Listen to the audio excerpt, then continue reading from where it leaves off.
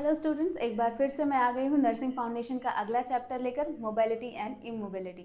Basically इस chapter में बताया गया है कि क्या इंपॉर्टेंस है, हमें ये समझना ज़रूरी है कि क्या इंपॉर्टेंस है मोबिलिटी एंड इमोबिलिटी का इन नर्सिंग में, इन क्लिनिकल में, इन फॉर द पेशेंट्स के लिए क्या इंपॉर्टेंस है, क्या कॉन्सेप्ट जो होता है लगाया जाता है मोबिलिटी और इमोबिलिटी का।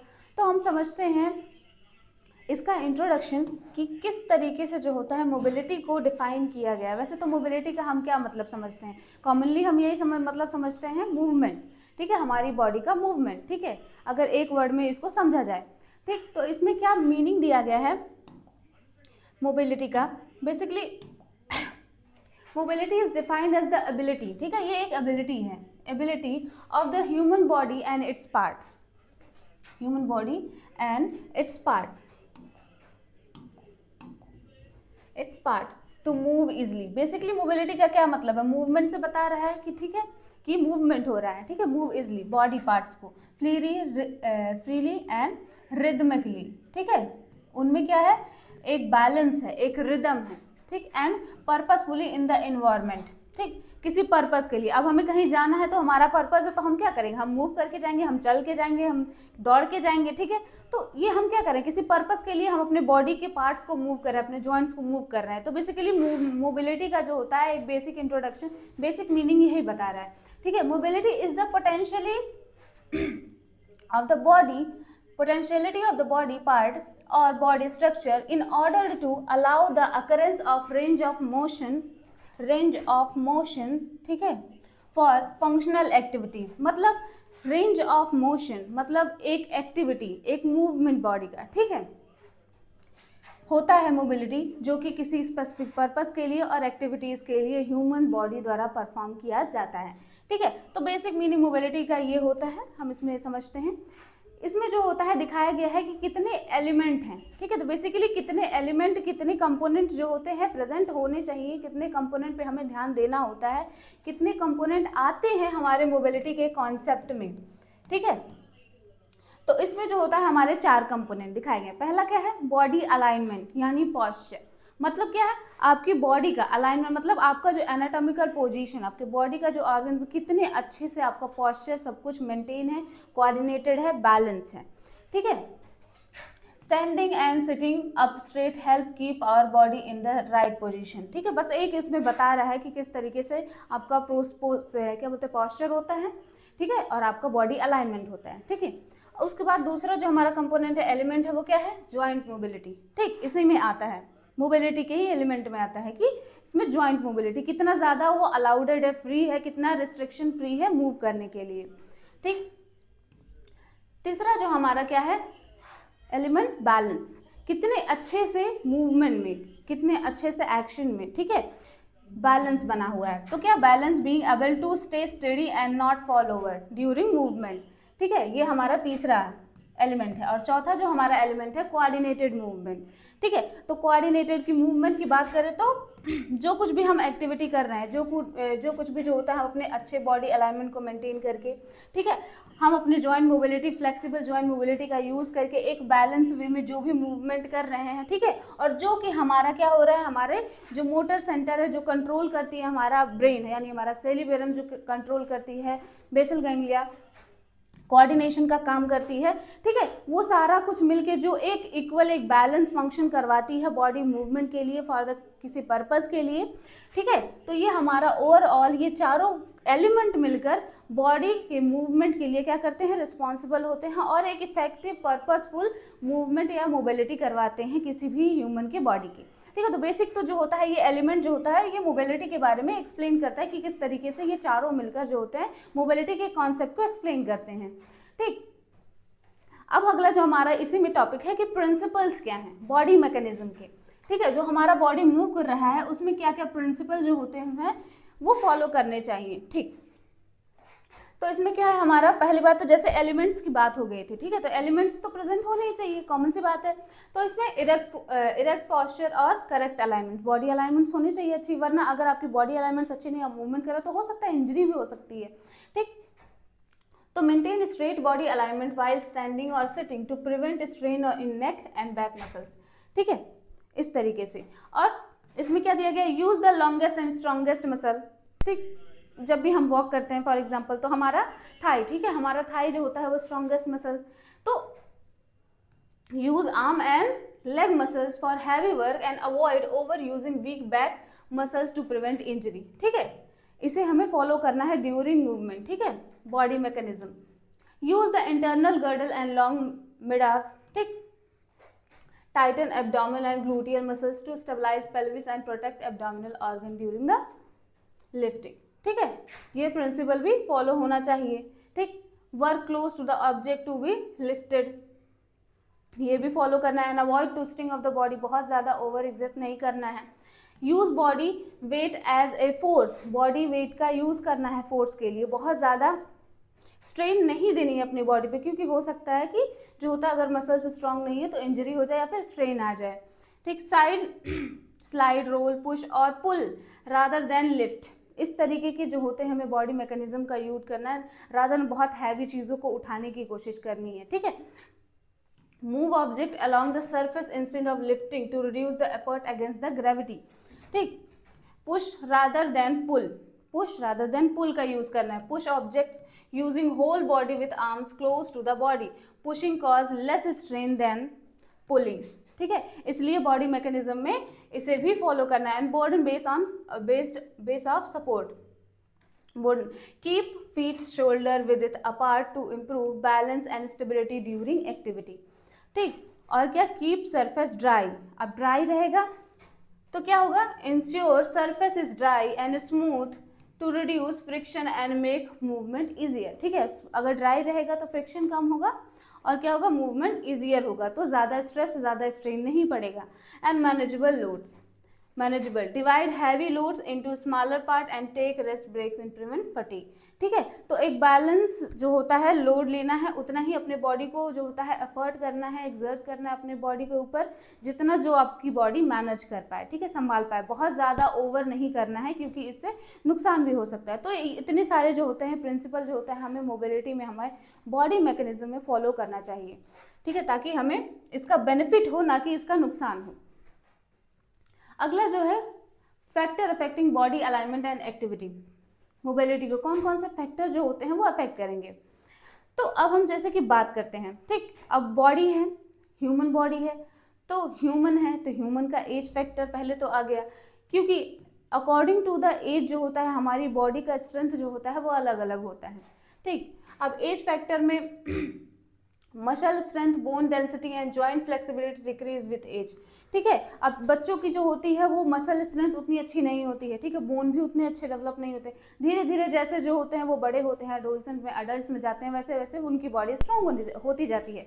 तो इस फेज में जो होता है वो इंसान सबसे ज़्यादा एक्टिव होता है, ठीक है, क्योंकि बॉडी स्ट्रेंथ तो उनकी है ही, लेकिन जैसे जैसे एज घटता है जॉइंट्स वीक होते जाते हैं, बोन्स भी वीक होती जाती हैं, उसके कई सारे कॉजेज हैं, ठीक, मेटाबॉलिक कॉजेज भी हैं, हार्मोनल कॉजेज भी हैं, और हमारा न्यूट्रिशन का भी कुछ कॉज है, ठीक। तो इसकी वजह से जो होता है एज फैक्टर इसमें बहुत ज़्यादा जो होता है रिस्पॉन्सिबल होता है, ठीक है। Growth and development, children and adolescent show change in posture due to rapid growth, improper habit और मे कॉज मिसअलाइनमेंट, ठीक है। तो ग्रोथ एंड डेवलपमेंट फैक्टर पर भी जो होता है वो ध्यान देने की ज़रूरत है, ठीक है। हेल्थ स्टेटस एंड इलनेस, अब हेल्थ स्टेटस की बात की जाए तो अगर पर्सन हेल्दी है तभी तो वो एक्टिव हो सकता है, ठीक है। अब उसे फीवर है, उसे फटीग है, उसे दर्द हो रहा है, तो उसे दौड़ने के लिए कह दो, ठीक है, उसे एक्सरसाइज करने के लिए कह दो, तो वो तो और भी ज़्यादा जो होता है स्ट्रेस कंडीशन में आ जाएगा। डिसीज सच एज आर्थराइटिस, ठीक है, अब जॉइंट मूवमेंट तो पॉसिबल नहीं है, बहुत पेन होगा, and fracture, stroke, neurological disorder and empire normal alignment and movement, ठीक है। अगला जो क्या फैक्टर बताया गया है इसमें, न्यूट्रिशन, न्यूट्रिशन क्यों, poor nutrition leads to weak muscle and bone, ठीक है, मसल और बोन से ही हमारा पूरा मोटर सिस्टम चल रहा है, ठीक है, मसल बोन का कोऑर्डिनेशन से, अगर इनका डेवलपमेंट प्रॉपर नहीं होगा तो फिर बॉडी मैकेनिज्म उतना अच्छा काम नहीं कर पाएगी मूवमेंट के लिए। फिजिकल फिटनेस एंड एक्सरसाइज, ठीक, regular exercise improve muscle strength, endurance and proper body alignment, daily basis पे अगर की जाती है तो उस हिसाब से हमारी बॉडी जो होती है वो कोऑर्डिनेटेड हो जाती है, ठीक है। तो अगर डेली बेसिस पे फिजिकल एक्सरसाइज और फिटनेस मेंटेन किए हुए हैं तो वो और भी ज़्यादा फ्लेक्सिबल और इजी बन जाती है, ठीक है, मूवमेंट के लिए। एंड साइकोलॉजिकल फैक्टर ज़रूरी है, बहुत ज़्यादा डिप्रेशन, फियर और low motivation can reduce physical activity and lead to poor body alignment. ठीक है, तो साइकोलॉजिकल बेसिस पे अगर देखी जाए, जैसा कि हम कहते हैं कि कॉमन सी एक कहावत है कि एक स्वस्थ जो होता है व्यक्ति के शरीर में जो होता है एक स्वस्थ दिमाग का वास होता है। ठीक है, एक कॉमन कहावत है। अब इसी को अगर हम उल्टा करते हैं, अगर एक स्वस्थ दिमाग है तो शरीर भी स्वस्थ होगा। ठीक है, तो अगर दिमाग पे भी कुछ प्रॉब्लम होती है, माइंड में कोई प्रॉब्लम होती है, तो वो बॉडी के एक्टिविटीज़ में, बिहेवियर में हर तरीके से जो होता है वो अफेक्ट करेगा। ठीक, तो साइकोलॉजिकल फैक्टर भी मैटर करता है। And fatigue and stress of course, tiredness decrease muscle efficiency and cause slouching और improper posture. पेन, बिल्कुल, pen leads to abnormal positioning to avoid discomfort and resulting in poor alignment. Lifestyle and habit, poor sitting, standing and sleeping habits. ठीक है, ये body mechanics को क्या करेंगे, affect करेंगे। बहुत लंबे समय तक आप कहीं पे बैठ रहे हैं, ठीक है, बहुत लंबे समय तक आप पोजीशन चेंज नहीं कर रहे हैं, तो ये बॉडी अलाइनमेंट को क्या करेंगे, अफेक्ट करती हैं। और इसकी वजह से जो होते हैं वो स्पाइन प्रॉब्लम, बोन प्रॉब्लम बहुत ज़्यादा, ठीक है, मसल्स में स्ट्रेन, ये सारी प्रॉब्लम बहुत ज़्यादा देखने को मिलती है। ठीक है, environment, improper furniture, height, unsafe surrounding and lack of assistive devices may affect the posture and activity. ठीक है, तो इन्वायरमेंट भी एक फैक्टर है। एंड क्लॉथिंग एंड फुटवेयर, ठीक है, किस तरीके का आप यूज़ करते हैं इसके लिए, ठीक, तो ये भी मैटर करता है। तो ये सारे फैक्टर जो होते हैं ये बॉडी मूवमेंट को एक तरीके से क्या करते हैं, अफेक्ट करते हैं। अगर आप अच्छे से जो होते हैं इनको बैलेंस वे में ले जा रहे हैं, ठीक है, तो एक पॉजिटिव आउटकम मिलेगा। ठीक है, ऐसी चीज़ें जो नेगेटिव इम्पैक्ट डालती हैं उन्हें आप रिमूव करें, ठीक है, और जो पॉजिटिव इम्पैक्ट डालती हैं उन्हें आप इंक्रीज करें अपने बिहेवियर में, ताकि बॉडी मैकेनिज्म जो होती है वो अच्छी बन सके, बॉडी मैकेनिक्स अच्छी हो सके। ठीक है, अच्छा बॉडी अलाइनमेंट हो और मूवमेंट अच्छा हो। ठीक है, तो बेसिक कॉन्सेप्ट इसका यही था। ठीक है, मोबिलिटी का। अब हम फैक्टर की बात कर लिए, एलिमेंट्स की बात कर लिए। ठीक है, अब हमारा जो होता है, अगर बॉडी मैकेनिक्स की बात हो रही है तो बॉडी मैकेनिक्स में एक इम्पॉर्टेंट जो होता है हमारा टॉपिक आ जाता है क्या, एक्सरसाइज। ठीक, अब हम एक्सरसाइज तो करते ही हैं, मोर काम है। आज के डेट में जो होता है, आज के समय में एक्सरसाइज करना बहुत ज़्यादा ज़रूरी है। ठीक है, क्योंकि बहुत सारे लोगों को कई सारी प्रॉब्लम हो रही हैं, ठीक, बोन से रिलेटेड, मसल से रिलेटेड, तो बहुत ज़रूरी है एक्सरसाइज करना, शरीर के लिए भी और माइंड के लिए भी। तो exercise is defined as an active exertion of muscle involving the contraction and relaxation of the muscle group. ठीक है, बेसिकली इसमें क्या बताया गया एक्सरसाइज को, कि बेसिकली ये क्या है, एक्टिव एक्सर्शन है। मतलब क्या है, पर्सन के द्वारा एक्सर्ट किया गया अपनी बॉडी पे एक तरीके का फोर्स मान लीजिए, ठीक है, अपने आप को इस तरीके से मूवमेंट में लाना, ठीक, ताकि मसल उसमें इन्वॉल्व हो, ठीक, और उसका क्या, किस तरीके से उसका कॉन्ट्रैक्शन करवाना, उसका रिलैक्सेशन करवाना, ठीक है, मसल ग्रुप का, ताकि हमारा क्या हो, बॉडी एक्टिव हो सके और एक पर्पस हो, जो होता है पर्पसफुल, जो हमारा पर्पस है वो हमें अचीव हो सके। एक्सरसाइज का क्या पर्पस है, ताकि हमारी बॉडी हेल्दी रहे, ठीक है, हमारे मसल्स और बोन हेल्दी रहें। ठीक, तो बेसिकली जो होता है एक्सरसाइज को दो टाइप्स के बेसिस पे क्लासीफाई किया गया है। ठीक, तो पहला है हमारा based upon the type of muscle contraction, किस तरीके का जो होता है मसल जो होता है वो कॉन्ट्रैक्शन हो रहा है उसके बेसिस पे। And based upon the type of body movement, किस तरीके के बॉडी मूवमेंट का हम यूज़ कर रहे हैं। तो अगर इसके बेसिस पे हम देखें तो ये तीन बेसिस पे डिवाइड किया गया है, ये तीन में है, isotonic exercise, isometric exercise and isokinetic exercise. और इसमें भी तीन में डिवाइड किया गया है, सॉरी इसमें चार में डिवाइड किया गया है, aerobic exercise, stretching exercise, strength and endurance exercise and movement and activity of daily livings. ठीक है, इसके बेसिस पे जो होता है इसमें बताया गया। हम इसका जो होते हैं डिस्क्रिप्शन देखते हैं कि असल में होता क्या है आइसोटोनिक एक्सरसाइज। तो सबसे पहला क्या है isotonic exercise, involve muscle shortening. Basically इसका की कॉन्सेप्ट अगर आप की वर्ड पकड़े तो ये क्या इन्वॉल्व करता है, muscle shortening and active movement of particular muscle group. ठीक है, कोई पर्टिकुलर मसल ग्रुप हो सकता है।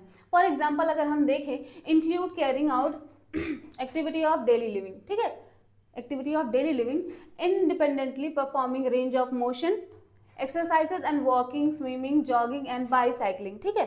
अब अगर हम इसमें बात की जाए तो ये जो भी एक्टिविटीज की जा रही है, ठीक है, इनमें जो होता है special kind of muscle group का हम यूज कर रहे हैं, ठीक है। वॉकिंग, वॉक कर रहे हैं तो हमें सबसे ज्यादा जो होता है हम अपने स्ट्रॉन्गेस्ट मसल, अपने थाई मसल का यूज कर रहे हैं, ठीक। तो independently performing range of motion, ठीक है, रेंज ऑफ मोशन अगर हम कोई परफॉर्म करें तो उसमें भी हम अपने एक स्पेसिफिक जो होता है मसल ग्रुप का यूज कर रहे हैं, और बेसिकली ये इस तरीके का मूवमेंट है जिसमें क्या हो रहा है, मसल शॉर्टनिंग हो रही है, ठीक है। तो बेसिकली आइसोटोनिक एक्सरसाइज जो होता है ये यही होता है, ठीक। इसके क्या बेनिफिट्स हैं, तो क्या बेनिफिट है, इंक्रीज मसल मास, पहला क्या है, मसल मास इंक्रीज करता है, एंड स्ट्रेंथ एंड टोन, ठीक है, टोन बढ़ाएगा और स्ट्रेंथ बढ़ाएगा, improve joint mobility, increase the cardiac and respiratory function, increasing circulation and increasing the osteoblastic activity. osteoblastic activity मतलब क्या है, बोन का जो होता है वो हेल्दी, बोन को हेल्दी बनाने का काम जो होता है ये करते हैं, ठीक है। क्या है important consideration benefits of isotonic exercise, ठीक है। इसमें जो होता है एक पॉइंट बताया गया है कि क्या इसका इंपॉर्टेंट है, it does not occur when the nurses perform passive range of exercises, ठीक है। अच्छा, रेंज ऑफ मोशन एक्सरसाइजेज हम आगे पढ़ेंगे। Basically range of motion exercises को हम ऐसे समझ सकते हैं कि हमारे जॉइंट्स की वो मैक्सिमम मोबिलिटी कि हम बिना किसी रेजिस्टेंस के, बिना किसी पेन के क्या करें, बॉडी को मूव कर सकें, ठीक है, अपने जॉइंट्स को मूव कर सकें, ठीक। तो range of motion basically common word में अगर समझे तो यही है, ठीक। तो इसमें क्या बताया गया है कि it does not occur when the nurses perform passive range of motion exercises, मतलब नर्सेस जो होती हैं वो असिस्ट करती हैं, खुद जो होते हैं पेशेंट अबल नहीं होता एक्सरसाइज करने में, नर्सेस जो होती हैं उनकी बॉडी के मूवमेंट करवाती हैं, पैसिव रेंज ऑफ मोशन में ये आता है, ठीक। For a patient because the patient muscle do not exert effort during the passive range of motion exercises, ठीक है। पैसिव अगर हो रहा है तो उसमें किस तरीके का आइसोटोनिक टाइप ऑफ एक्सरसाइज नहीं देखने को मिलेगा, ठीक है। although passive range of motion exercise are still beneficial but overall potential benefit are reduced, ठीक। ये बेनिफिशियल होते हैं लेकिन पोटेंशियल बेनिफिट जितना इससे हो रहा है वो उतना इसमें नहीं मिलेगा, तो इसका एक इंपॉर्टेंट कंसिडरेशन है। दूसरा जो हमारा टाइप है वो क्या है, आइसोमेट्रिक मीनिंग, ठीक है, आइसोमेट्रिक टाइप ऑफ एक्सरसाइजेस। इसमें क्या है, isometric exercises involve muscle contraction, ठीक है, ये क्या कर रहा है, मसल कॉन्ट्रैक्शन इन्वॉल्व कर रहा है विदाउट शॉर्टनिंग, ये याद रखने वाली चीज है, विदाउट शॉर्टनिंग, इसमें शॉर्टनिंग नहीं हो रही है, ठीक। I mean there is no movement और only minimum shortening of muscle fibre, ठीक है, minimum shortening of muscle fibre होता है।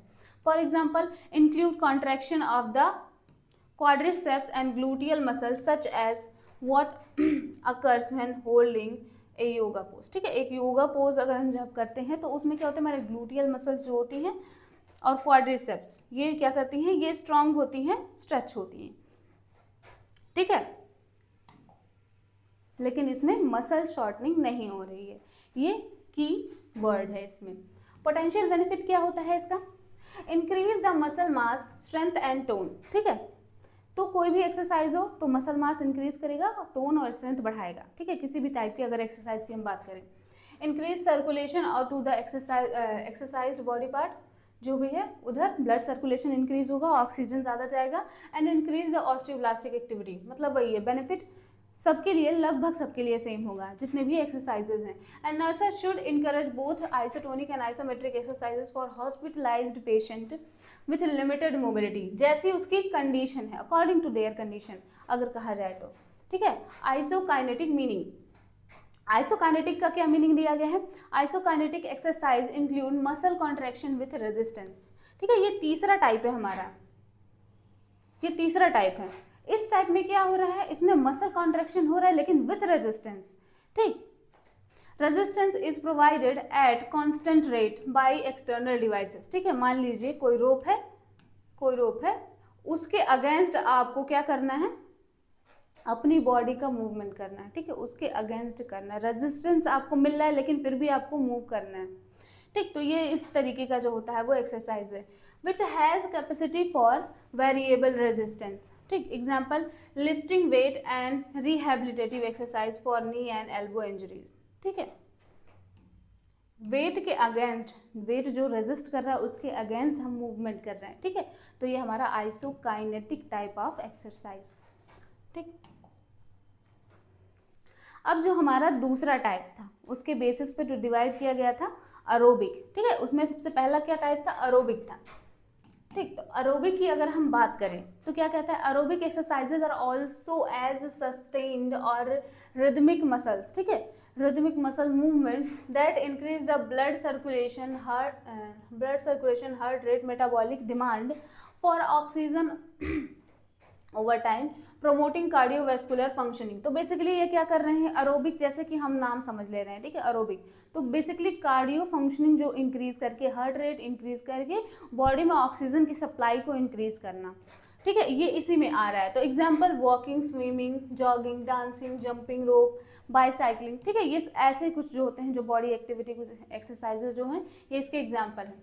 क्लासिफिकेशन इसको बेसिकली जो होता है, ये दो पार्ट में क्लासिफाई किया गया, हाई और लो के बेसिस पे, किस तरीके का जो होता है आप डिग्री यूज कर रहे हैं, हाई और लो इम्पैक्ट के बेसिस पे, इसको दो तरीके से क्लासिफाई किया गया। बेनिफिट क्या है इसका, अब एरोबिक एक्सरसाइजेस की बात अगर की जा रही है तो ये इंक्रीज करेगा कार्डियोवैस्कुलर वर्कलोड, ठीक है, thereby increasing cardiovascular condition, ठीक है, कार्डियोवैस्कुलर कंडीशन को इंक्रीज करेगा and reduce the chances for heart disease. तो बेसिकली क्या है, ये हार्ट डिजीज जिन लोगों को बहुत ज़्यादा होती है, हार्ट डिजीज से बचने के लिए बेनिफिशियल है इस तरीके का exercise, and also assist in weight management, ठीक है। अगला जो टाइप है वो क्या है, स्ट्रेचिंग मीनिंग, ठीक है, उसमें था नेक्स्ट। स्ट्रेचिंग का क्या मतलब है, खिंचाव, ठीक है। Stretching exercise involve movement that allow muscle and joints to stretched gently through their full range of motion that increase, thus increasing the flexibility। तो बेसिकली स्ट्रेचिंग का अगर पर्पस देखा जाए तो फ्लेक्सिबिलिटी को इंक्रीज करना, ठीक है। Gently through the their full, gently क्या करते हैं इसमें, gently through their full range of motion. Range of motion मैंने पहले ही बता दिया कि क्या होता है, ठीक। तो अगर हम स्ट्रेचिंग की बात करें तो अपने जॉइंट्स को, अपने जो होते हैं जो भी मसल्स उनको इस तरीके से जो होता है बॉडी मूवमेंट का इस तरीके का यूज़ करना ताकि वो और फ्लेक्सिबल हो सके, ठीक है। उसमें जो हमारा क्या आता है, रेंज ऑफ मोशन एक्सरसाइजेज आते हैं, ठीक। अब क्या है एग्जांपल, स्पेसिफिक वार्म अप, ठीक है, for example specific warm up जो हम जो होते हैं बिफोर द हम एक्सरसाइज जो होते हैं, बहुत ज़्यादा वर्कआउट और एक्सरसाइज करने से पहले थोड़ा सा अपने बॉडी को क्या करते हैं, फ्लेक्सिबल बनाते हैं। तो warm up exercises and cool down exercises जो हमारे जिम वगैरह में अक्सर पहले जो होते हैं करवाते हैं, एक तरीके का प्रैक्टिस, ठीक है, hatha yoga and some form of dance, ठीक, इसमें आता है। बेनिफिट क्या है, इंक्रीज करता है रेंज ऑफ जॉइंट मूवमेंट, मतलब फ्लेक्सिबिलिटी को बेसिकली ये बढ़ाता है, and blood circulation and improve the posture and relaxation, ठीक है। अगला जो टाइप उसमें था वो क्या था, strength and endurance. Strength and endurance क्या कहता है, exercises are component of a variety of muscle building exercises program. इसमें मसल बिल्डिंग आते हैं, ठीक है, स्ट्रेंथ की अगर बात की जाए तो मसल बिल्डिंग से रिलेट कर सकते हैं। वेट ट्रेनिंग और क्या है, कैलिस्थेनिक्स है एंड स्पेसिफिक आइसोमेट्रिक एक्सरसाइजेज हैं, ठीक है। बेसिकली ये क्या करते हैं, स्ट्रेंथ बढ़ाने वाले एक्सरसाइजेज होते हैं। बेनिफिट क्या है इसका, exercises that can build both strength and endurance, ठीक है। एंडोरेंस मतलब क्या है, कितना अच्छा जो होता है, आप कितने अच्छे से उसको, कोई भी अगर आप क्या बोलते हैं स्ट्रेंथ वाली एक्सरसाइजेस कर रहे हैं तो कितने अच्छे से आप उसको परफॉर्म कर सकते हैं, कितने देर तक आप उसको जो होते हैं होल्ड रख सकते हैं, मतलब बेसिकली जो होती है सहन करने की एक क्षमता बोल सकते हैं, ठीक है, अपने बॉडी को उस लेवल तक ले जाना, ठीक। Increase the power of the muscle skeletal system and generally improving the whole body, ठीक है। अगला जो टाइप था वो क्या था, movement and activities of daily living के बेसिस पे जो बताया गया था। तो डेली लिविंग के बेसिस पे हम क्या क्या मूवमेंट करते हैं, ठीक है। It includes house cleaning, running after playful, ठीक है, toddler climbing stairs instant of an elevator. तो जो हमारे डेली लिविंग की एक्टिविटीज़ होती हैं वो भी जो होती हैं हमारे बोन और मसल्स के लिए हेल्दी होते हैं। इसीलिए तो हम कहते हैं कि हमें बहुत आलसी नहीं होना चाहिए, बहुत लेजी नहीं होना चाहिए, चलते फिरते रहना चाहिए, उससे हमारी बॉडी हेल्दी रहती है, ठीक है। In household activities can also contribute to an active lifestyle, ठीक। तो ये तो हमारे हो गए जो होते हैं टाइप ऑफ एक्सरसाइजेस, कितने तरीके से जो होते हैं हम अपने बॉडी को जो होते हैं एक मूवमेंट, एक अलाइनमेंट में, और अपने जो भी हमारे एलिमेंट्स हैं, ठीक है, उनको जो भी हमारे प्रिंसिपल है फॉलो करते हुए हम एक्सरसाइज कर सकते हैं और अपने बॉडी को स्ट्रॉन्ग और स्ट्रेंथ प्रोवाइड कर सकते हैं। ठीक, अब जो होता है हम समझेंगे कि comparison of effect of exercises and immobility on body system. ठीक है, तो वैसे तो क्या जो होता है इसमें इफेक्ट होता है इमोबिलिटी। ठीक है, इमोबिलिटी का क्या इफेक्ट होता है ये बेसिक हमें समझना था। ठीक, लेकिन हम इसको समझ सकते हैं कंपेयर करके कि क्या इफेक्ट होता है एक्सरसाइजेस का। ठीक है, तब हमें समझ में आएगा क्या इफेक्ट होता है इमोबिलिटी का। अगर हमें ये पता हो कि अगर हम एक्सरसाइज करेंगे तो क्या बेनिफिट होता है, तो हम ये समझ जाएंगे कि इमोबिलिटी अगर रहेगी तो क्या नुकसान होगा। ठीक, तो इसमें सबसे पहले हमारा जो होता है सिस्टम वाइज में दिखाया गया कि कैसे जो होता है एक्सरसाइजेज जो होते हैं सिस्टम वाइज काम करते हैं हमारी बॉडी पे। ठीक, तो पहला हमारा कार्डियोवैस्कुलर सिस्टम। तो increase efficiency of heart rate, exercise क्या करती हैं, हार्ट रेट को बढ़ाती हैं। ठीक है, हार्ट के स्ट्रेंथ को बढ़ाती हैं, resting heart rate and decrease करती हैं resting heart rate, and blood pressure को इंक्रीज करती हैं, ब्लड फ्लो एंड ऑक्सीजनेशन को क्या करती हैं, इंक्रीज करती हैं। ठीक है, ऑक्सीजन फ्लो बॉडी में ज़्यादा होता है। रेस्पिरेटरी सिस्टम पे कैसे इफेक्ट डालती हैं, इंक्रीज करती हैं डेप्थ ऑफ रेस्पिरेशन। ठीक, रेस्पिरेटरी रेट इंक्रीज करती हैं, गैसियस एक्सचेंज को क्या करती हैं, इंक्रीज करती हैं। ठीक, at alveolar level and carbon dioxide के एक्सक्रीजन को प्रमोट करती हैं। ठीक, ये तो हमारा जो होता है एक्सरसाइजेस के ये बेनिफिट्स बताए जा रहे हैं। ठीक, डाइजेस्टिव सिस्टम एपेटाइट को इंक्रीज करेंगे एंड इंटेस्टिनल टोन को क्या करेंगे, इंक्रीज करेंगे। ठीक, रीनल सिस्टम पे ब्लड फ्लो किडनीज में इंक्रीज होगा, efficiency in maintaining fluid, acid balance ये भी इंक्रीज होगा, and efficiency in exertion body. ठीक है, एक्सक्रीटिंग बॉडी वेस्ट, ठीक है, ये भी क्या होगा, अच्छा हो जाएगा। मस्कुलर स्केलेटल सिस्टम पे किस तरीके से काम कर रहे हैं, मसल की एफिशिएंसी को इंक्रीज कर रहे हैं, उसके टोन को बढ़ा रहे हैं। ठीक है, उसके स्ट्रेंथ को बढ़ा रहे हैं, कोऑर्डिनेशन को इंक्रीज कर रहे हैं। ठीक, तो इस तरीके से मस्कुलर स्केलेटल सिस्टम में तो सबसे ज़्यादा काम करते हैं। ठीक, metabolic system, efficiency of metabolic system increase करेंगे and efficiency of body temperature regulation. ठीक, ये मेटाबॉलिक के लिए भी काम करते हैं। उसके बाद क्या है, इंटीग्रोमेट्री सिस्टम, स्किन के लिए कैसे इम्प्रूव करते हैं स्किन के टोन को, कलर को and turgor due to improved circulation. ठीक है, सर्कुलेशन बढ़ेगा, ठीक है, ऑक्सीजनेशन बढ़ेगा, तो ऑलरेडी जो होता है ज़्यादा ऑक्सीजन जाएगा तो हमारे बॉडी के जो भी पार्ट के हमारे स्किन के सेल्स हो गए, हमारे जो भी पार्ट के सेल्स हो गए वो बहुत हेल्दी होंगे, तो अल्टीमेटली जो होता है उनकी कंडीशन इम्प्रूव होगी।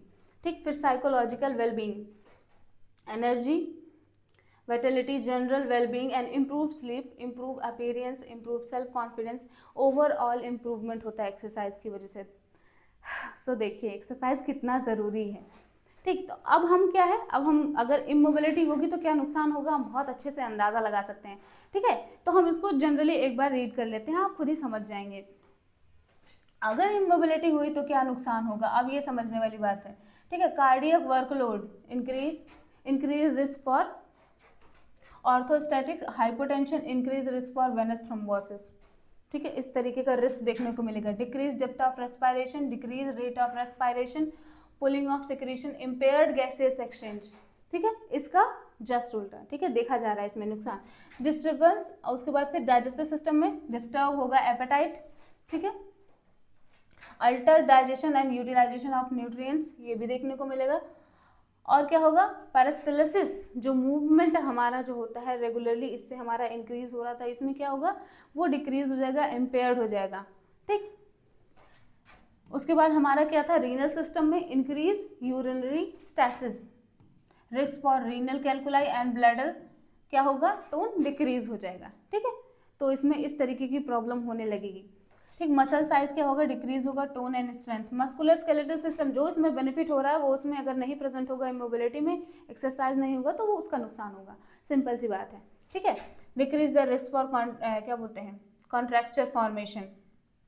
ठीक है, इंक्रीज रिस्क फॉर, इसमें क्या है, मेटाबॉलिक सिस्टम में। अब मेटाबॉलिक सिस्टम की बात करें तो electrolyte imbalance, altered exchange nutrient gases. ठीक है, इस तरीके से देखने को मिलेगा। ठीक, increase risk for skin breakdown and pressure injuries, integumentary system में। और क्या है, लास्ट में हमारा ओवरऑल जो बेनिफिट कर रहा था, हमारा साइकोलॉजिकल वेलबींग की बात करें तो sense, increase sense of powerlessness decrease होगा, सेल्फ क्या बोलते हैं कॉन्सेप्ट होगा, सोशल इंटरेक्शन डिक्रीज होगा, ओवरऑल फंक्शन जो होता है वो डिक्रीज होने लगेगा। ठीक है, तो इमोबिलिटी जो होती है बहुत नुकसानदायक है, तो इसलिए ज़रूरी है कि डेली लिविंग की जो एक्टिविटीज़ है वो भी करते रहें और थोड़ा बहुत स्पोर्ट्स में पार्टिसिपेट करें, थोड़ा बहुत बॉडी में जो होते हैं वो अच्छे अच्छे एक्सरसाइजेस करें और हेल्दी रहें। ठीक है, बेसिकली इसका पर्पज़ यही है। ठीक, अब हमने समझ लिया ठीक एक्सरसाइज क्या होता है, तो हम समझते हैं अगला हमारा टॉपिक इसी में है, बॉडी अलाइनमेंट। ठीक है, बॉडी अलाइनमेंट, अब एक्सरसाइज समझ लिए तो बॉडी अलाइनमेंट को समझना उतना कठिन तो नहीं है। ठीक, तो बॉडी अलाइनमेंट का बेसिक मीन्स क्या बताया गया है इसमें, keeping the body in correct anatomical position. ठीक है, एक करेक्ट एनाटॉमिकल पोजीशन में रखना, लेइंग हो, सिटिंग हो, स्टैंडिंग हो एंड मूविंग, कोई भी तरीके का मूवमेंट हम कर रहे हैं उसमें। ठीक, joints and organ function properly and strain और इंजरी प्रिवेंटेड, मतलब कि आपको अपने बॉडी के एनाटॉमिकल इस तरीके से पोजीशन में रखना है ताकि वो बैलेंस हो, कोऑर्डिनेटर हो और बॉडी पे ज़्यादा स्ट्रेन या स्ट्रेस ना क्रिएट करें ताकि वो किसी तरीके की इंजरी ना कॉज कर सके। तो बेसिकली बॉडी अलाइनमेंट यही है। ठीक है, तो इस इमेज में जो होता है देखिए इस तरीके से दिखाया गया कि किस तरीके से चेयर पे बैठा गया है, एक कोई इंसान है बैठा है और वो काम कर रहा है, तो किस तरीके से उसका जो होता है हेड, नेक, शोल्डर, बैक, एल्बो इस तरीके से अरेंज है। ठीक, तो हेड जो होता है upright and over, shoulders not bending towards screen. ठीक है, बहुत ज़्यादा झुका हुआ नहीं। ठीक, नेक जो होता है वो रिलैक्स और स्ट्रेट होना चाहिए। ठीक, शोल्डर बहुत बहुत देर तक एक ही पोजीशन में नहीं।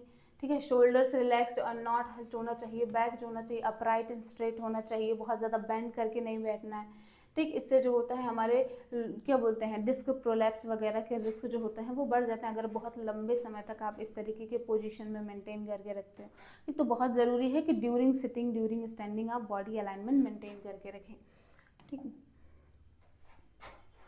अब जो होते हैं बॉडी अलाइनमेंट मेंटेन करने के लिए कुछ प्रिंसिपल तो होंगे ही जिन्हें आप फॉलो करना पड़ेगा। ठीक है, तभी तो हमें बॉडी अलाइनमेंट अच्छा अचीव होगा।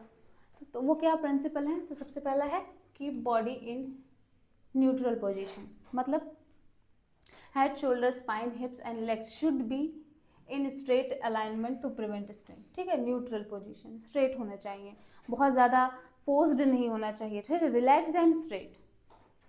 यूज सपोर्टिव डिवाइसेस अगर नेसेसरी है। ठीक है, like pillow, back rest, foot rest, splint and sandbag help maintain proper posture.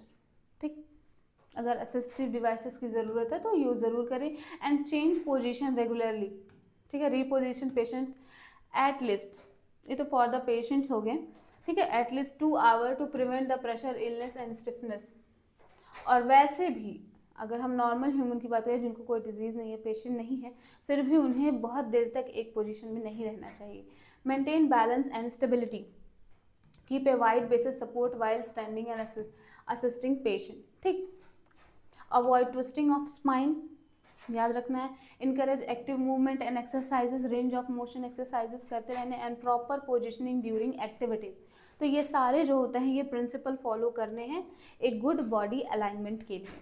ठीक, अब हम प्रिंसिपल अगर समझ रहे हैं तो इम्पोर्टेंस तो ऐसे ही समझ जाएंगे, क्यों ज़रूरी है, ताकि स्ट्रेन इंजरी ना हो। ठीक है, स्ट्रेन एंड जॉइंट डिस्कम्फर्ट इसको क्या किया जाए, प्रिवेंट किया जा सके, इम्प्रूव किया जा सके सर्कुलेशन एंड ब्रीदिंग को, और क्या प्रेशर सोर्स और कॉन्ट्रैक्चर को प्रिवेंट किया जा सके, और कंफर्ट और इंडिपेंडेंस इन एक्टिविटीज़ को प्रमोट किया जा सके। ठीक है, तो इस तरीके से जो होता है ये कुछ इंपॉर्टेंस हैं इसके। ठीक, ठीक, तो हम क्या पढ़ चुके, हम पढ़ चुके एक्सरसाइजेस। ठीक है, हम पढ़ चुके बॉडी अलाइनमेंट्स। अब हम पढ़ते हैं alteration in body alignment and mobility, अगर अल्टरेशन होगा तो क्या होगा। ठीक है, और किस तरीके का अल्टरेशन देखने को मिलता है। ठीक, तो बेसिकली जो होता है अल्टरेशन की बात करें तो हमने क्या अलाइनमेंट का मतलब समझा था कि हमारा जो बॉडी का एनाटॉमिकल जो भी हमारे बॉडी के पार्ट्स हैं जो भी हैं वो क्या होने चाहिए, एक बैलेंस कोऑर्डिनेटेड वे में प्रेजेंट होने चाहिए ताकि बॉडी पे स्ट्रेन और स्ट्रेस कम पड़े। ठीक, तो अब अगर वो नहीं है तो किस तरीके से जो होता है वो देखने को मिल सकता है इम्पेयरमेंट बॉडी अलाइनमेंट में, लाइक पहला काइफोसिस। ठीक, काइफोसिस क्या होता है? ये जो होता है, ये अल्टरेशन कहाँ देखने को मिलता है? हमारे वर्टेब्रे में, ठीक है, वर्टेब्रे में। इसमें क्या दिया गया है? Excessive outward curvature of thoracic spine, ठीक है, हंचबैक। आपने देखा होगा कई सारे ऐसे पेशेंट्स जो, तो कई सारे ऐसे लोगों को देखा होगा जिनके ये थोरैसिक रीजन की वर्टेब्रे जो होती है वो बाहर की तरफ उठी हुई होती है, ठीक है, ऐसे हम्प लाइक में दिखती है, ठीक है, तो वो काइफोसिस होती है। तो ये भी जो होता है अबनॉर्मेलिटी है, ठीक है, बॉडी अलाइनमेंट की। लॉर्डोसिस, लॉर्डोसिस में क्या देखने को मिलता है? Excessive inward curvature of lumbar spine. Lumbar जो हमारा स्पाइन है वो इस तरीके से, ठीक है, वो इस तरीके से, पहले तो हमारा ये थोरेसिक हो गया, ठीक है, वो इस तरीके, ये ज़्यादा धंसा हुआ होगा, लंबर जो होगा हमारा ज़्यादा इस तरीके से सी शेप में, ठीक, ये हमारा लॉर्डोसिस होता है। अगला क्या है? वो स्कोलियोसिस, ठीक है, side way curvature of spine, ठीक है, साइड वे, पीठ की जो होता है लैटरल साइड में शिफ्ट होना, ठीक है, ये स्कोलियोसिस होता है। Contracture, permanent shortening of muscles and joint, foot drop, inability to lift front part of the foot, ठीक है, और क्या? Flaccidity, decrease muscle tone decrease होना, मतलब मसल स्ट्रेंथ बेसिकली घट जाना, तो उसको फ्लैसिडिटी बोलते हैं। स्पास्टिसिटी, उसमें क्या होगा? स्पास्टिसिटी में increase muscle tone and stiff muscles, ठीक है, बहुत ज़्यादा स्टिफ, बेसिकली मूवमेंट को ये रेजिस्ट करेंगे। एंड एट्रॉफी, एट्रॉफी में क्या होगा? मसल्स की साइज क्या होगी? डिक्रीज हो जाएगी, ठीक है, ठीक है। Impaired mobility, difficulty in moving freely and gait disturbance, ठीक है, एबनॉर्मल वॉकिंग पैटर्न, तो ये क्या होंगे? अल्टरेशन इन बॉडी अलाइनमेंट, इस तरीके से देखने को मिलेगा, ठीक। कॉमन कॉजेज इसके बताए गए हैं कि क्या ही होगा। अगर हम इसकी बात करें काइफोसिस की, तो काइफोसिस में तो हमारा एजिंग फैक्टर ठीक हो सकता है, और पुअर पॉस्चर हो सकता है, ऑस्टियोपोरोसिस हो सकता है, ठीक है। और इफेक्ट क्या देखने को मिलेगा? इफेक्ट क्या देखने, अगर बॉडी अलाइनमेंट सही नहीं है तो क्या होगा? सबसे पहले तो पेन होगा, ब्रीदिंग डिफिकल्टी होगी, ठीक है। उसके बाद दूसरे वाले का जो हमारा लॉर्डोसिस है, उसका क्या कॉज बताया गया है? ओबेसिटी होगी, प्रेगनेंसी एंड वीक मसल, ठीक है, low back pain and posture imbalance देखने को मिल सकता है। इस तरीके से जो होते हैं कॉजेज हैं। कंजेनाइटल डिफेक्ट, ठीक है, poor posture and uneven shoulder breathing problem देखने को मिल सकती है हमारा स्कलियोसिस में। कॉन्ट्रैक्चर के क्या कॉजेस हो सकते हैं? इमोबिलिटी, पैरालिसिस हो सकता है, ठीक है। अब जिस तरीके का इसमें बताया शॉर्टनिंग और क्या बोलते हैं, shortening of muscle and joint है, तो उसकी वजह से क्या हमें इफेक्ट देखने को मिलेगा? Joint stiffness and limited movement, ठीक। फूड ड्रॉप में अगर इनएबिलिटी हो रही है फूड क्या बोलते हैं लिफ्ट करने में, ठीक है, तो उसके क्या कॉज हो सकते हैं? हो सकता है नर्व इंजरी हुई हो, ठीक है, प्रोलॉन्ग बेड रेस्ट, ठीक है, difficulty walking and risk for fall होता है, ठीक। अगला फ्लैसिडिटी, अब मसल्स का टोन अगर कम हो जा रहा है तो स्ट्रेंथ कम हो जा रहा है, तो बेसिकली क्या होगा? वीक हो जाएगा, इनएबिलिटी टू मूव लिम्ब, ठीक। स्पास्टिसिटी, ब्रेन और स्पाइनल कॉर्ड इंजरी अगर बहुत ज़्यादा हुई है तो स्पास्टिसिटी की जो होता है इसमें देखने को मिलेगा, हमें स्टिफनेस मसल्स देखने को मिलेगा, तो इसकी वजह से पेनफुल मूवमेंट और रिस्ट्रिक्टेड मूवमेंट हो गए, ठीक है। तो इसमें जो होता है बहुत ही ईजी है, सारा रीड करने की ज़रूरत नहीं है, ठीक है। तो आप इस टेबल को एक बार समझ लीजिएगा कि किस तरीके से अल्टरेशन होता है बॉडी अलाइनमेंट में। अब जो होता है हमारा nursing intervention for impaired body alignment and mobility, ठीक है। तो अगर हमने समझ लिया कि क्या होता है, ठीक है, इम्पेयरमेंट, तो क्या नर्सिंग इंटरवेंशन होगा? बेसिकली ये इंपॉर्टेंट है हमारे लिए समझना है। नर्सिंग इंटरवेंशन की अगर हम बात करें तो सबसे पहले रिस्पॉन्सिबिलिटी हमारी ये होती है कि हम प्रॉपरली असेस करें कंडीशन को। अगर हम असेस करेंगे तभी हम उस पर एक इफेक्टिव जो होता है और नीड बेस्ड पे एक इंटरवेंशन जो होता है परफॉर्म कर सकते हैं या फिर केयर दे सकते हैं पेशेंट को। तो असेसमेंट एरिया क्या है कि आपको ध्यान में रखना है कि आपको पेशेंट में ये चीज़ें आपको असेस करनी है, ढूंढनी है। तो पॉस्चर एंड अलाइनमेंट आपको पहले उसे असेस करना है, ठीक है। Observe head, spine, हिप्स, limbs alignment while laying, sitting and standing, जिस भी पोजीशन में वो खड़ा है, जिस भी पॉस्चर में वो खड़ा है, आपको देखना है कि उसके बॉडी के जो भी जो होता है पार्ट है वो किस तरीके से अलाइंड है, ठीक। रेंज ऑफ मोशन असेस करना है, जॉइंट की मोबिलिटी, उसकी एबिलिटी को, मसल स्ट्रेंथ देखनी है, ठीक है, उसका टोन देखना है कि किस तरीके का है, check muscle tone, weakness and paralysis. Pain level check करना है, assess the pain during movement, ठीक है। उसके जो होते हैं एबिलिटी को परफॉर्म कितना ज़्यादा एबिलिटी है एक्टिविटीज़ को परफॉर्म करने की वो चेक करना है, ठीक। रिस्क फैक्टर, क्या क्या रिस्क फैक्टर हैं जो कि उसके जो होते हैं मूवमेंट को लेके और भी ज़्यादा नुकसानदायक है या फिर और भी ज़्यादा पेन इंक्रीज कर दें, ऐसे फैक्टर को भी असेस करना है। Assess age, illness and injury, surgery और न्यूरोलॉजिकल डिसऑर्डर अफेक्टिंग मोबिलिटी। ठीक है, कंट्रीब्यूटिंग फैक्टर जो होते हैं वो मैंने बताया, ये रिस्क फैक्टर हैं। तो ऐसे जो होता है हमें असेस करना है इन सारी चीज़ों को बिफोर इंटरवेंशन। ठीक, अब हम क्या इंटरवेंशन उसके अकॉर्डिंग दे सकते हैं, तो उसमें है पोजिशनिंग इंटरवेंशन। ठीक है, मेंटेन करेक्ट बॉडी अलाइनमेंट, आपने पहले असेस कर लिया बॉडी अलाइनमेंट को, तब आप पोजिशनिंग इंटरवेंशन देंगे। ठीक है, दूसरा क्या है, एक्सरसाइज इंटरवेंशन, मसल स्ट्रेंथ को इंक्रीज करनी, assess the active and passive range of motion exercises. ठीक, mobility training, encourage gradual ambulation and movement as tolerated. Mobility training according to the patient condition. ठीक है, किस तरीके का है। Skin care intervention, reposition every 2 hour, prevent the pressure sore, ये बहुत important है। ठीक है, क्योंकि अक्सर देखा जाता है कि जो पेशेंट इमोबाइल होते हैं, जो चल फिर नहीं पाता, उनमें इस तरीके की कॉम्प्लिकेशन बहुत देखने को मिलते हैं। Safety intervention, provide side rail and non skid footwear, fall prevention, fall risk को प्रिवेंट करना है। एंड एजुकेशन इंटरवेंशन, लास्ट में जो होता है उन्हें हेल्थ एजुकेशन प्रोवाइड करना है, किस तरीके से जो होता है वो एक्सरसाइजेस परफॉर्म कर सकते हैं और क्या उसका इंपॉर्टेंस है। ठीक,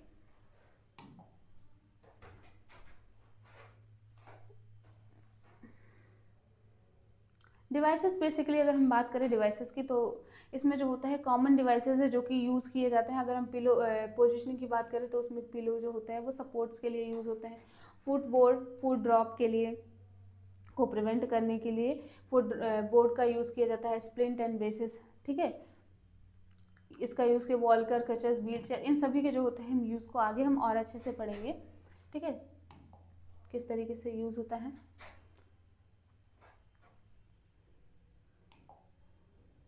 ठीक है, अगला जो हमारा टॉपिक है वो क्या है, रेंज ऑफ मोशन एक्सरसाइज।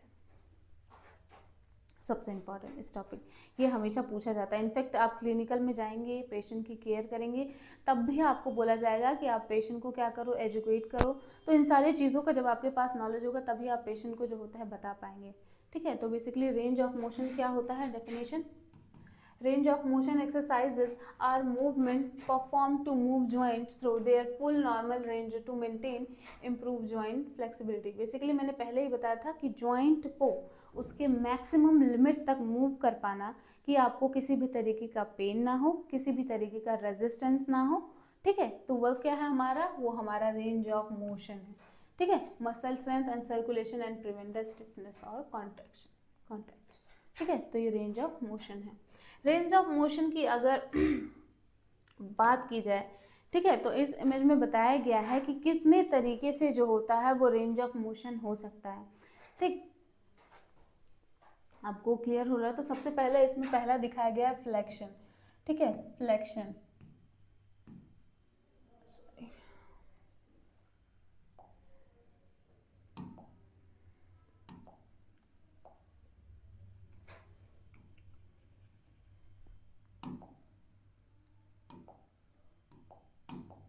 ठीक है, पहला जो है वो क्या है,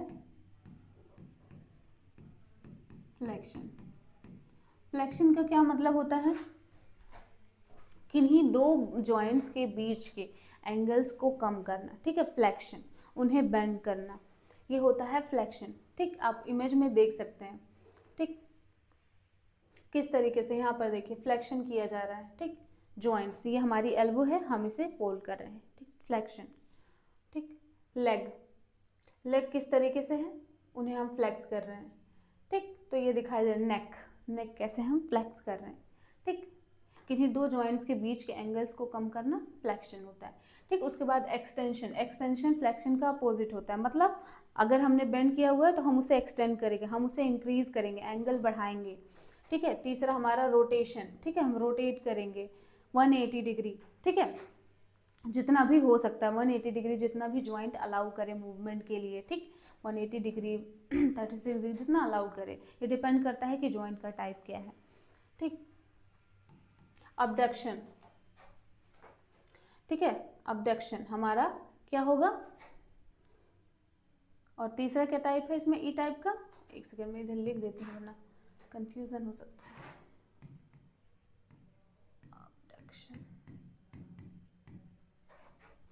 इधर है एडक्शन,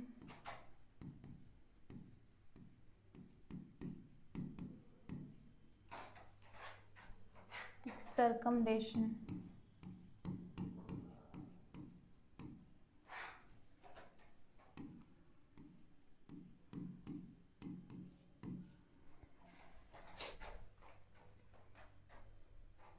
इवर्जन,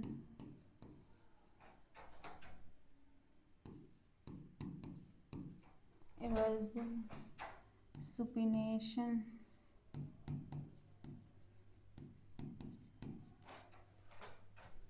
ठीक, प्रोनेशन,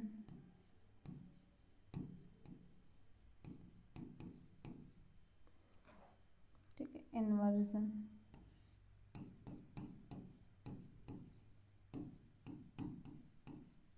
ठीक। तो इतने जो होते हैं ये हमारे इसमें बताया गया है कि इतने टेक्निक्स का जो होता है वो यूज़ करके रेंज ऑफ मोशन एक्सरसाइजेज जो होती हैं वो की जाती हैं, ठीक है। तो हमने सारे जो होते हैं नाम क्लियर कर दिए। तो सब हम बात कर रहे थे, हमने फ्लेक्शन की बात कर ली, एक्सटेंशन की बात कर ली, ठीक है, रोटेशन की बात कर ली, हम बात कर रहे थे अबडक्शन की, ठीक है। तो अबडक्शन की हम इस जैसे कि इस इमेज में देख सकते हैं, ठीक है। तो जो हमारी बॉडी की मिड लाइन होती है, ठीक है, हमारी बॉडी की मिड लाइन की अगर हम बात करें तो अपने बॉडी पार्ट को मिड लाइन से, जैसे कि ये मेरी बॉडी की मिड लाइन है, मैं इसको दूर ले जा रही हूँ, ठीक है, एंगल दूर ले जा रही हूँ, तो ये क्या हो गया हमारा, क्या हो गया, अबडक्शन हो गया, ठीक है। अब इसका जस्ट मैं अपोजिट करूँ, मिड लाइन की तरफ ला रही हूँ, तो ये हमारा क्या हो जाएगा, अडक्शन हो जाएगा, ठीक है। सरकमडेशन क्या होगा, सरकमडेशन ये तीन चीजों, चार जो होता है फैक्टर को लेके बना है। पहला हमारा क्या हो गया, फ्लेक्शन, ठीक है, फ्लेक्शन, इसमें ये भी आता है, फ्लेक्शन आता है, फ्लेक्शन आता है, ठीक है, फ्लेक्शन आता है, एक्सटेंशन आता है, एक्सटेंशन आता है, ठीक है, अबडक्शन आता है, अबडक्शन आता है, अबडक्शन आता है और एडक्शन आता है, ठीक है, एडक्शन आता है। ये चारों जो होते हैं ये मूवमेंट्स मिलकर, ठीक है, ये सरकमडक्शन बनाता है, मतलब सरकमडक्शन टाइप के मूवमेंट में ये चारों देखने को मिलता है, ठीक है। और हमारा नेक्स्ट क्या होता है, हमारा सुपिनेशन। सुपिनेशन का क्या मतलब है, अपने पाम साइड को, ठीक है, अबव रखना, फ्रंट में रखना, ठीक है। और प्रोनेशन क्या होता है, बैक साइड को, हैंड के बैक साइड को रखना, ये हमारा प्रोनेशन होता है, ठीक। इन्वर्जन क्या होता है, इन्वर्जन होता है कि हम अपने फूट को क्या करें, इन्वर्ट करें, अंदर की तरफ बेंड करें, ठीक है। और इवर्जन क्या होता है, आउटवर्ड, ठीक है, बॉडी मिड लाइन से अगर हम गए तो अब बाहर की तरफ जो होता है उसको क्या करना होता है, बेंड करना होता है। तो ये हमारे जो होते हैं इतने टेक्निक्स का यूज करके जो होता है रेंज ऑफ मोशन एक्सरसाइजेस कराई जाती हैं बेसिकली। टाइप्स की अगर बात करें तो टाइप्स जो होता है वो तीन पार्ट में डिवाइड किया गया। पहला जो होता है वो हमारा active range of motion exercises होते हैं, दूसरा पैसिव होते हैं, और तीसरा जो होता है एक्टिव असिस्टेड होते हैं, ठीक। तो पहला जो है active range of motion exercises की अगर हम बात करें, ठीक, तो इसमें जो होता है कोई भी इंसान जो होता है खुद परफॉर्म करता है, उसे किसी भी तरीके की असिस्टेंस की नीड नहीं होती है, उसमें जो होती है इतनी एबिलिटी होती है। तो perform independently by the patient without any assistance, ये इसका की फैक्टर है, की फीचर है। And used when the patient has sufficient muscle strength, उसके पास होता है, and help maintain muscle tone and joint flexibility, ठीक है। For example patient lifting their own arm और बेंडिंग द नी, ठीक है, खुद से कर रहा है, तो इसलिए ये क्या है, active range of motion exercises.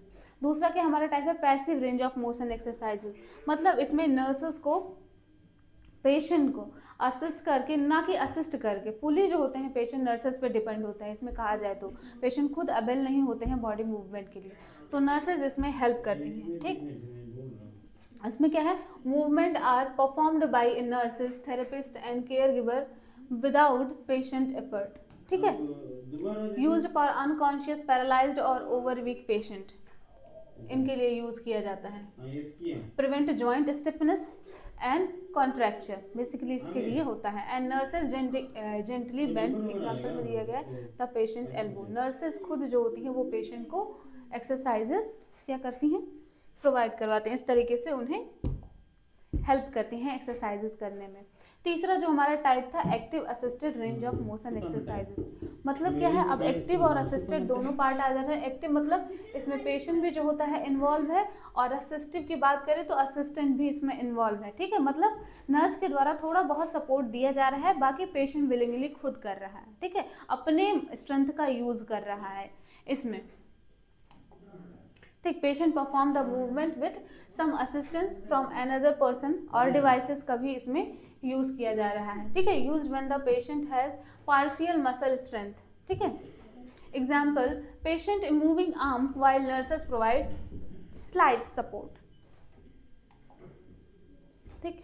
तो रेंज ऑफ मोशन एक्सरसाइजेस करने के लिए कुछ जो होते हैं गाइडलाइंस है, प्रिंसिपल है, जिनको फॉलो करना चाहिए आपको ड्यूरिंग एक्सरसाइजेस, ताकि किसी भी तरीके की जो होती है वो इंजरी या फिर स्ट्रेन वगैरह ना आए मसल्स में, ठीक है। तो एक्सप्लेन फॉर द पेशेंट की अगर हम बात करें, तो अगर आप एज अ नर्स आप पेशेंट के लिए जा रहे हो रेंज ऑफ मोशन एक्सरसाइजेस करवाने के लिए, तो सबसे पहले explain the procedure to the patient before the starting. सबसे पहले तो उसे कंफर्ट प्रोवाइड करो, उसे एक्सप्लेन करो और उसे मेंटली जो होता है वो प्रिपेयर करो रेंज ऑफ मोशन एक्सरसाइजेस के लिए। Ensure the patient is in a comfortable and correct body alignment, सबसे पहला ज़रूरी है, ठीक है।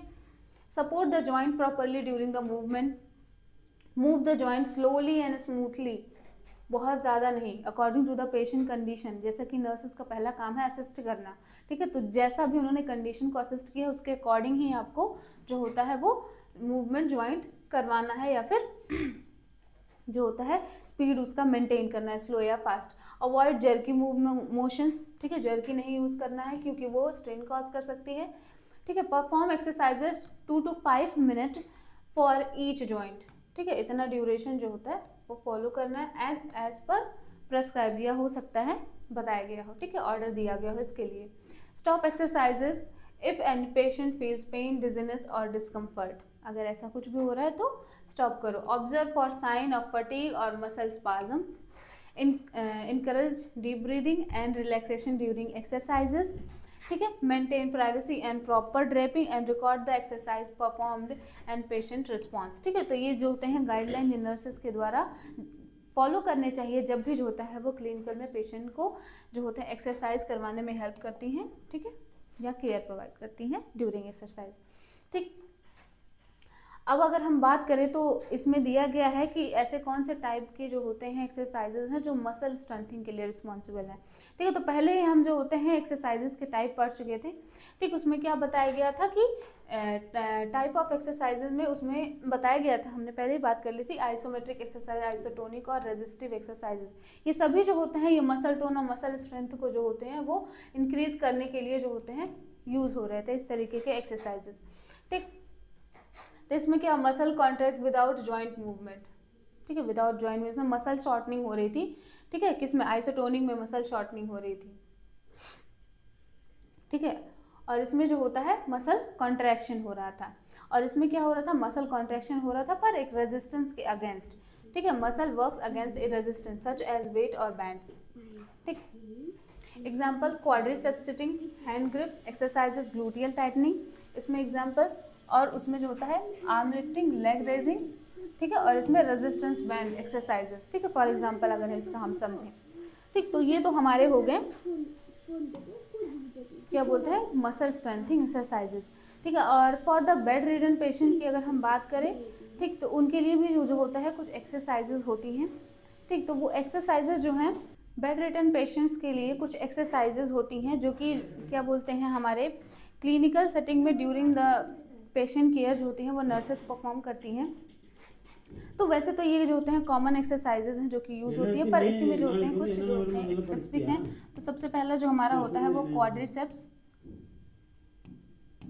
क्वाड्रिसेप्स ड्रिल, ठीक है, क्वाड्रिसेप्स ड्रिल होता है, ठीक है। दूसरा अगर हम बात कर लें तो दूसरा क्या हो गया हमारा, दूसरा हमारा हो गया ग्लूटियल सिटिंग, डैंगलिंग,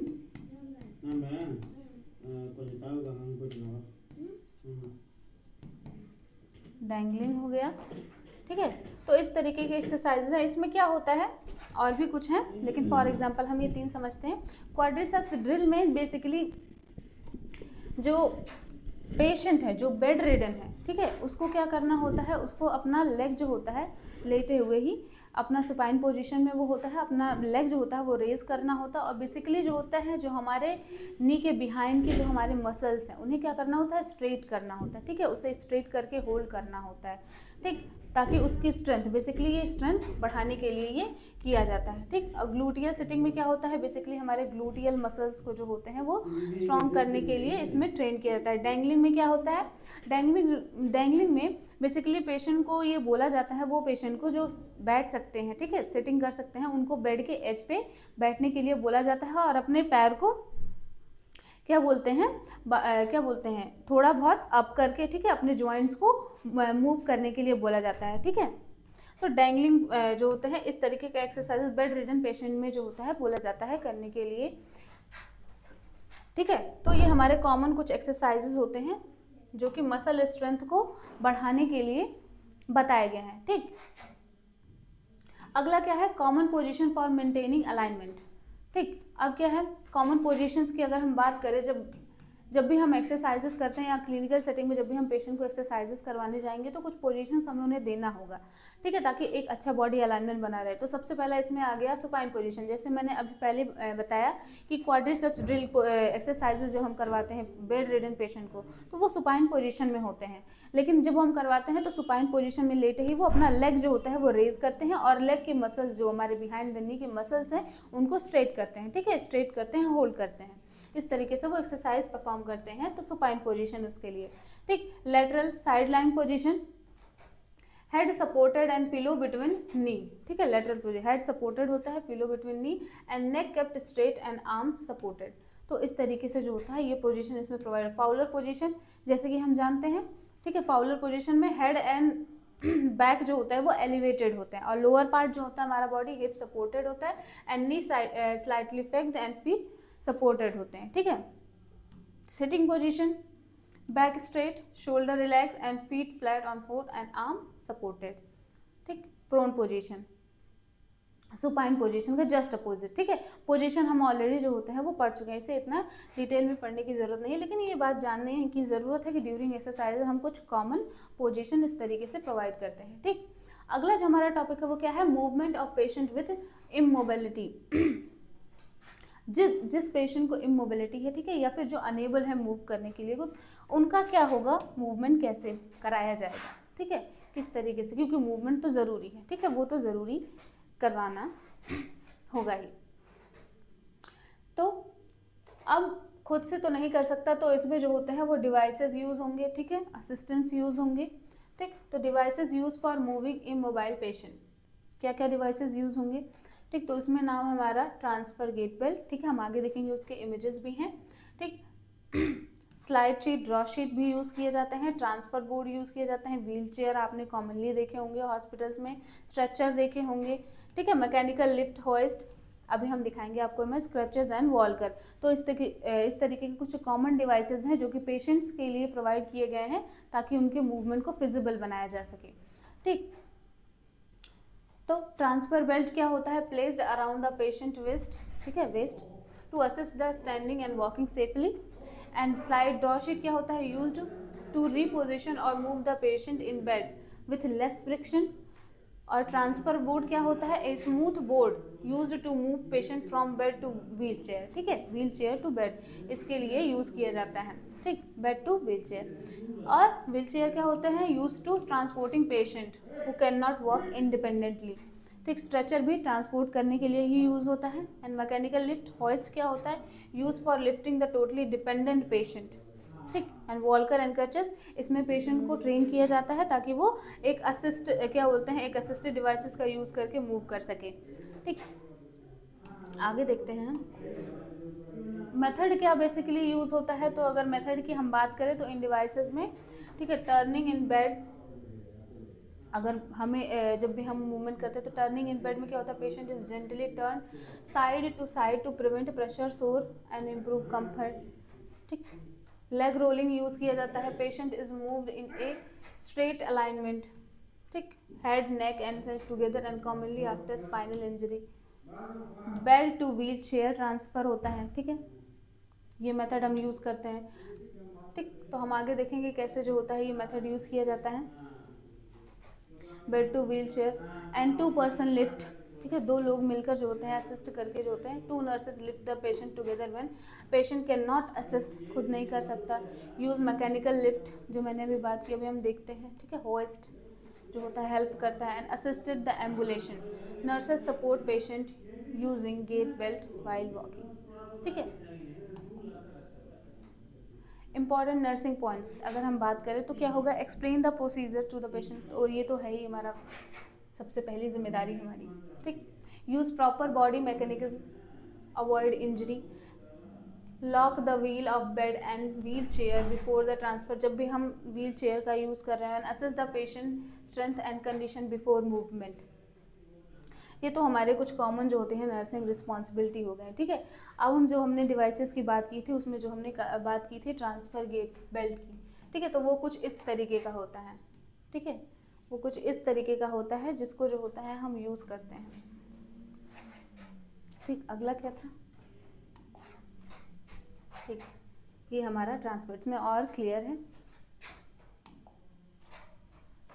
ये हमारा क्या था, स्लाइड शीट, ड्रॉ शीट, जिसका यूज़ करके हम क्या करते हैं, पेशेंट को बेड से जो होता है हम ट्रांसफ़र करने में हेल्प करते हैं, ठीक। ड्रॉ शीट देखिए किस तरीके से जो होता है पेशेंट को होल्ड करने के लिए भी यूज़ किया जाता है ड्रॉ शीट। ये क्या है हमारा ट्रांसफ़र बोर्ड, ठीक है, व्हील चेयर से बेड पे ट्रांसफ़र, बेड से व्हील चेयर पे ट्रांसफ़र करने के लिए, ठीक है, यूज़ किया जाता है, ठीक। इसमें और क्लियर है, इस तरीके से होता है व्हील चेयर, व्हील चेयर जो कि हमारे हॉस्पिटल्स में बहुत ज़्यादा यूज़ होता है, ठीक है। स्ट्रेचर्स,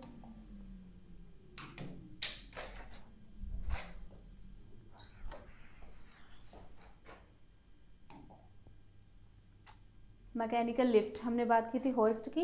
ये कुछ जो होते हैं जो फुली डिपेंडेंट पेशेंट है, जो बिल्कुल भी हिल डुल नहीं सकते, ठीक है। मान लीजिए कोई पैरालिसिस का पेशेंट है, ठीक है, अब उसको मूव करने के लिए कुछ इस तरीके के जो होते हैं वो डिवाइसेस होती हैं, ठीक है, इलेक्ट्रॉनिक डिवाइसेस होती हैं जिनको जो होता है गाइड करके क्या होती है नर्सेस पेशेंट को लिफ्ट कर सकती हैं, ठीक है, बेड से, ठीक। इस तरीके के होते हैं कुछ सीलिंग्स में जो होते हैं, ये क्या होते हैं, ये फिट होते हैं और इनको रिमोट से थ्रू कंट्रोल किया जा सकता है,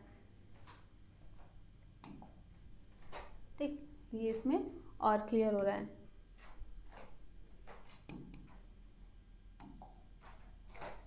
ये क्या है हमारा क्रचेस, ठीक है, क्रचेस वॉल्कर जो पेशेंट को क्या बोलते हैं बेसिकली दिए जाते हैं ताकि वो अच्छे से मूव कर सके। अब अगर हम क्रचेस की बात करें, ठीक है, तो इसको भी जो होता है यूज़ करने की टेक्निक होती है, ठीक। तो जब भी आप पेशेंट ऐसे किसी पेशेंट को जिनको क्रचेस जो होता है एडवाइस किया गया है उनको असिस्ट कर रहे हैं, तो आपको उनको एडवाइस करना है एज अ नर्स कि क्रचेस को आपको कैसे जो होता है होल्ड करना है। सबसे पहली बात तो जब भी आप क्रचेस पेशेंट को बोलेंगे उनको होल्ड करने के लिए, तो उनको बोलेंगे कि आप क्रचेस को होल्ड करें, लेकिन आपको एल्बो के बीच में जो होता है हैंड और एल्बो के बीच में क्या करना है 30 डिग्री का एंगल बना के रखना है, ठीक है। इस तरीके से हमेशा उनको बोलना है कि आपको क्रचेस के बीच में जो होता है वो वॉक करना है, ना कि आप पहले जो होता है बिहाइंड द क्रचेस वॉक करो। ऐसा नहीं है कि आप पहले उसको रखो फिर आप क्रचेस के बीच में, और इक्वली जो होता है वो वेट जो वो डिस्ट्रीब्यूटेड होना चाहिए, ठीक है। बहुत ज़्यादा अगर मान लीजिए किसी एक लेग में प्रॉब्लम है तो किसी एक लेग में जो होता है वो वेट नहीं जाना चाहिए, एक नॉन डोमिनेंट जिस जो होता है जिस पे इंजरी नहीं है उस पर जाना चाहिए, ठीक। तो इस तरीके से उन्हें एडवाइस करना है क्रचेस यूज़ के ड्यूरिंग, ठीक है। वॉल्कर, ठीक है, ये हमारे ऑक्सिलरी जो होते हैं ये हमारे हो गए क्रचेस, ठीक है। अच्छा, ये हमारे वही थे मैकेनिकल होइस्ट, ऑलरेडी हम बता चुके हैं। अच्छा, हम इनकी बात करें, ठीक है, तो इनमें भी होता है टेक्निक, इनमें भी ये है कि जो होता है आप इनके जो होते हैं एल्बो और क्या बोलते हैं एल्बो हैंड के बीच में इसमें 30 डिग्री का एंगल होना चाहिए, ठीक है, 30 डिग्री का एंगल आपको रखना है, ठीक। और क्या है ज़्यादा लोड नहीं देना है इंजर्ड पार्ट पे, ठीक। मैकेनिकल हॉइस्ट को हम ऑलरेडी एक्सप्लेन कर चुके हैं, लेकिन हम इसका देखते हैं यूज़ क्या है। For completely immobile heavy patients, ठीक है, bed to wheel chair, bed to stretcher transfer, ठीक है, इनके लिए यूज़ होता है ये। मेथड क्या है इनको यूज़ करने का, एक्सप्लेन प्रोसीजर, पहले तो बात तो एक्सप्लेन करना है। Position slings under the patient, log roll technique use करते हैं, ठीक। Attach sling strap to lift the hook, lock the bed and wheelchair, pump hydraulic lever and used control to lift slowly, ठीक। move the patient carefully and lower gently and remove the slings and ensure comfort, ठीक है। तो आप जो होता है इस devices का यूज़ करके उन्हें लिफ्ट कर सकते हैं, ठीक। नर्सिंग प्रिकॉशन सबसे ज़्यादा ज़रूरी है कि आपको फॉलो करना है। चेक वेट कैपेसिटी कितनी है, lock the wheel before lifting and never leave patient suspect alone, ठीक है, सस्पेंडेड अलोन, ठीक। सीलिंग लिफ्ट्स, इसमें क्या है, आईसीयू पेशेंट और स्पेशल यूनिट्स के लिए यूज होता है। Safer for frequent transfer and place slings under the patient attach to the ceiling track motor, lift using remote control and move along track and lower the destination, ठीक है। तो ये जो होता है मेथड आपको फॉलो करने हैं इस तरीके की क्या बोलते हैं डिवाइसेस में, ठीक। प्रिकॉशंस आपको क्या लेने हैं इसमें as a nurse, check sling attachment properly, क्योंकि अगर नहीं है तो फिर हो सकता है अगर फॉल हो गया तो इंजरी हो जाएगी मेजर, ठीक है। Ensure track is functioning smoothly, सबसे ज़्यादा ज़रूरी है ये, ठीक। तो इस तरीके से इस तरीके के डिवाइसेस यूज़ होते हैं, ठीक। ट्रांसफ़र गेट बेल्ट ऑलरेडी इसमें हम बता चुके हैं, ठीक। इसका यूज़ क्या है, फॉर पार्शियली मोबाइल पेशेंट, जो पार्शियली मोबाइल होते हैं सबसे ज़्यादा ज़रूरी है, ठीक।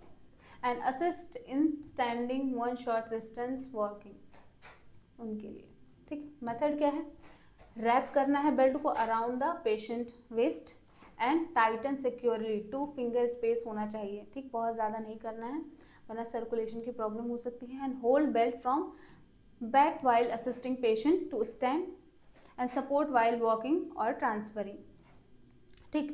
प्रिकॉशंस क्या है, do not use abdominal surgery और injury, hold formally but not too tight, ठीक। ये प्रिकॉशन आपको फॉलो करने हैं, ठीक। ड्रॉ शीट्स, ठीक है। ड्रॉ शीट में देखिए किस तरीके से जो होता है ड्रॉ शीट का यूज़ करके पेशेंट को टर्न किया जाता है, लिफ्ट किया जाता है, रीपोजिशन किया जाता है, सिटिंग उन्हें बैठाने के लिए भी यूज़ होता है, ठीक है। Use for repositioning in bed, ठीक है, शॉर्ट डिस्टेंस लिफ्ट के लिए यूज़ होता है। मेथड क्या है, place draw sheet under the patient from shoulder to thigh, 2 nurse stand on same side, bend knee and keep back straight, lift together on count of 3 and move patient gently to new position, ठीक है। इस तरीके से जो होता है आपको follow करना है। प्रिकॉशंस क्या ध्यान रखने हैं, use proper body mechanics, avoid twisting of spine, ठीक है, क्योंकि ये ड्रॉ शीट जो होता है वो इतने हार्ड नहीं होते, ठीक है, क्लॉथ ही होते हैं, बहुत ज़्यादा जो होते हैं हार्ड नहीं तो हो सकता है अगर बहुत ज़्यादा बेंड हो तो ट्विस्टिंग हो सकती है, तो केयरफुल रहना है इसके लिए, ठीक है। Just a summary table. Walker का यूज़ क्या है, provide maximum support during the walking, use for weak और elderly patient and after surgery, दिया जाता है मूवमेंट को फिजिबल बनाने के लिए, ठीक है। क्रचेस ये हमारे ऑक्सिलरी हो गया, ये हमारा एल्बो टाइप हो गया, ठीक है, एल्बो टाइप क्रचेस, ठीक। हमारा ऑक्सिलरी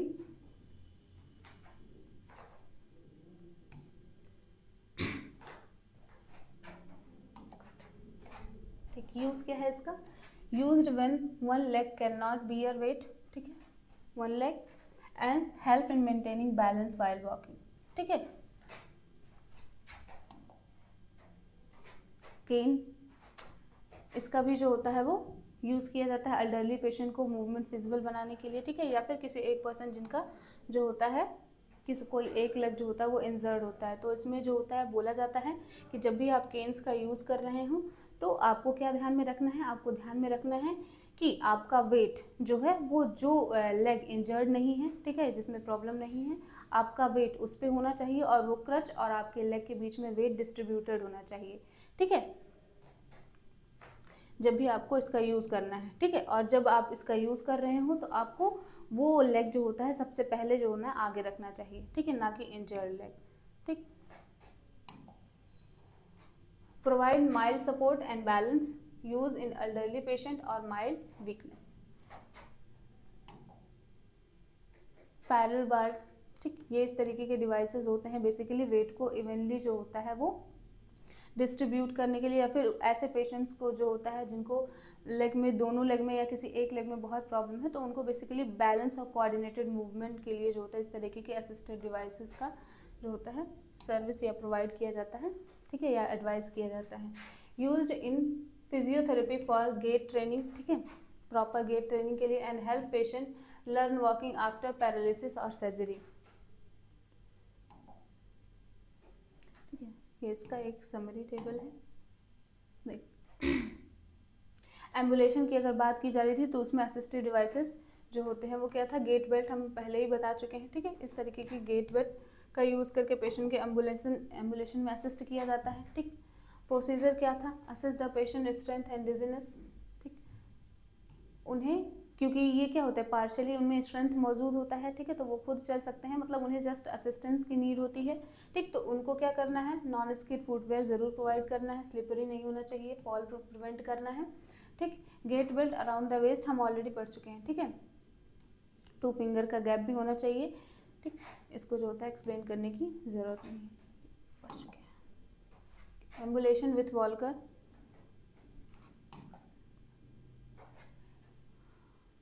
वॉल्कर की हाइट जो होते हैं एक अप्रोप्रिएट लेवल पे एडजस्ट करना है, ठीक है। Move walker forward first and step forward, पहले तो फॉरवर्ड रखना है उसको, step forward with weak leg, weak leg जो होगा वो आगे रखना है, वॉल्कर का यूज जो हम कर रहे हैं, ठीक। Then move strong leg, keep the walker close to the body, ठीक है, ऐसा नहीं है कि बहुत दूर आप रख रहे हैं, क्लोज टू द बॉडी, ठीक है, वॉल्कर के इनसाइड ही रह के आपको मूव करना है, ठीक।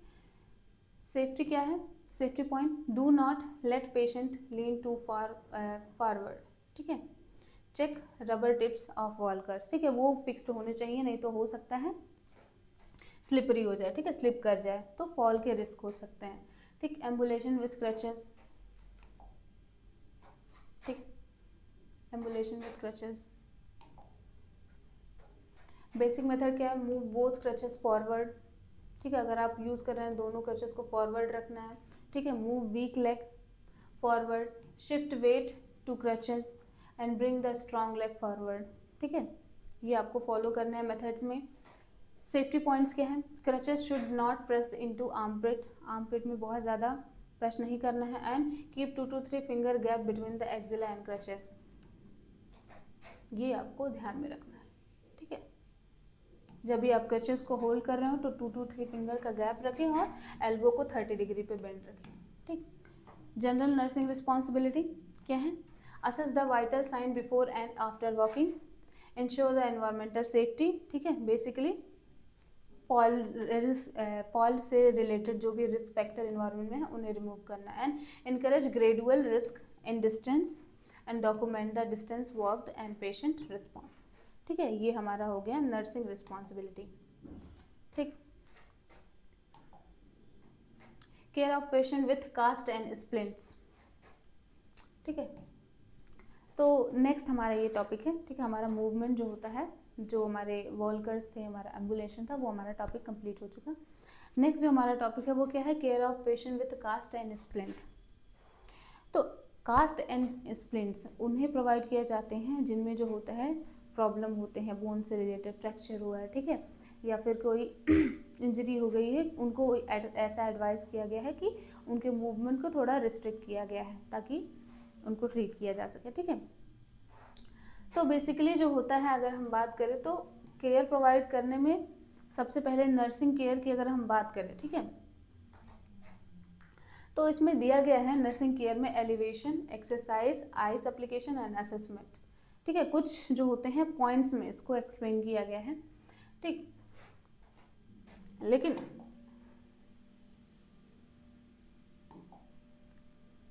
इसको समझने से पहले हम इसे समझते हैं, ठीक।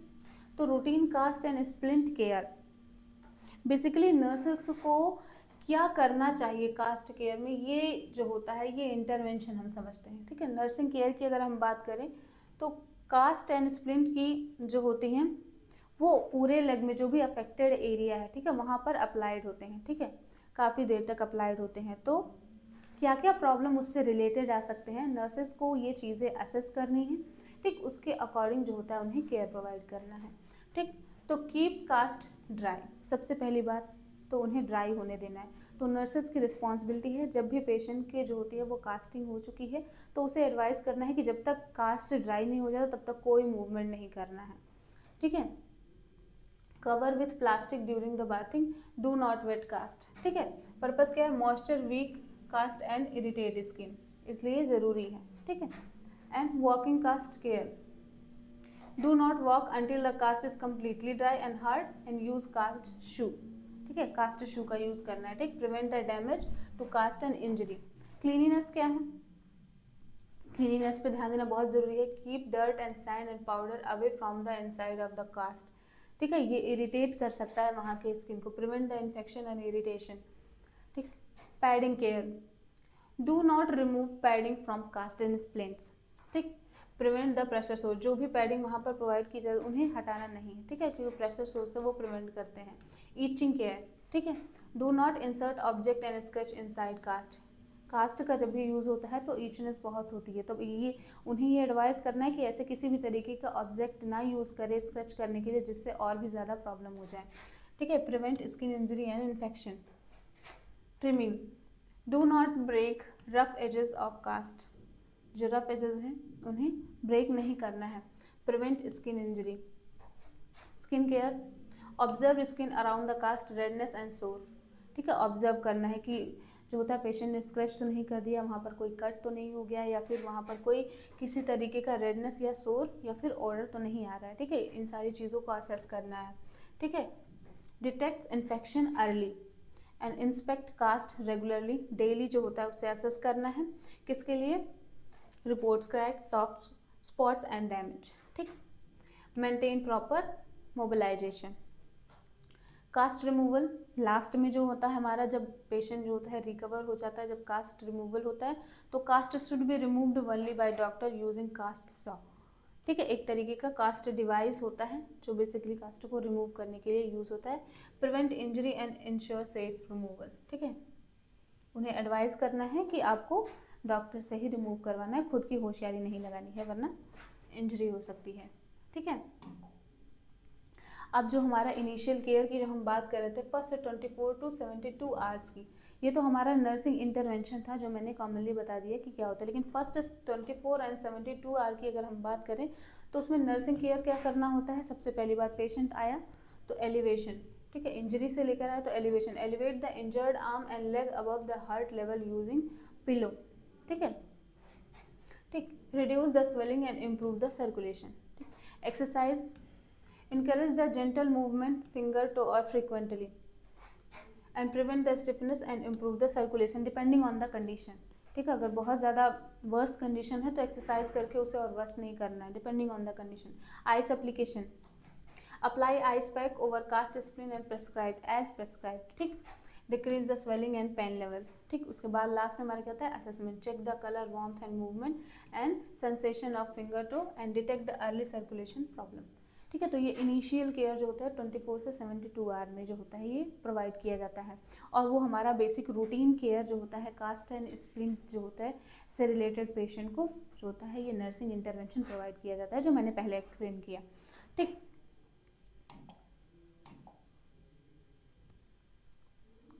तो इमोबिलिटी और मोबिलिटी का जो हमारा ये चैप्टर है यहाँ पर कंप्लीट होता है, ठीक है। हमने मोबिलिटी और इमोबिलिटी को बहुत ही डीप और सारे टॉपिक्स को जो होते हैं हमसे इससे रिलेटेड पढ़ चुके हैं, ठीक है। ये बहुत ही आसान बहुत इजी सा चैप्टर है। Range of motion exercises topic जो होता है ये इंपॉर्टेंट है इसमें, और care of patient with cast and splint ये भी इंपॉर्टेंट है, तो आप इसको तो थोड़ा ध्यान से पढ़ लीजिएगा, ठीक है। वैसे तो ये चैप्टर बहुत ईजी है, ठीक। और जो होता है इसमें कुछ डिवाइसेस जो हैं तो इनका यूज़ जो होता है वो इम्पॉर्टेंट है, क्योंकि कभी कभी जो होता है एमसीक्यूज़ वगैरह में पूछ लेता है, ठीक। तो वैसे तो ये टॉपिक बहुत इजी है। आई होप आपको समझ में आया होगा। Thank you so much.